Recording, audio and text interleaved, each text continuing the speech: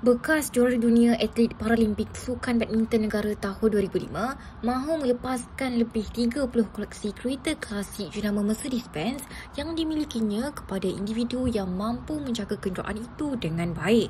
Jasmi Mak Teguh, 58 tahun berkata, keputusan itu dibuat selepas memikirkan keadaan dirinya yang semakin uzur selepas beberapa kali terjatuh, termasuk ketika berentap dalam pertandingan badminton di peringkat kebangsaan. Lagipun katanya, tiada seorang pun anak-anaknya yang berminat untuk menjaga atau memandu kereta tersebut kerana mereka lebih meminati kenderaan baharu. Beliau yang kini masih berkhidmat sebagai guru di Sekolah Menengah Kebangsaan Lubuk Cina Melaka berkata, semua koleksi itu dibeli daripada pelbagai pihak, antaranya kerabat diraja, jutawan dan lain-lain individu. Menurutnya, yang mempunyai 2 isteri serta 12 orang anak, penjagaan kereta klasik berkenaan tidak sukar, namun enjinnya perlu dihidupkan setiap hari serta perlu mengenali mekanik yang jujur. Berkongsi mengenai minatnya dalam mengumpul koleksi kenderaan berkenaan, dia menyatakan minat itu timbul sejak kecil lagi apabila kenderaan Mercedes dianggap kenderaan mewah serta pemiliknya mempunyai kelas atau kedudukan tertentu dalam masyarakat.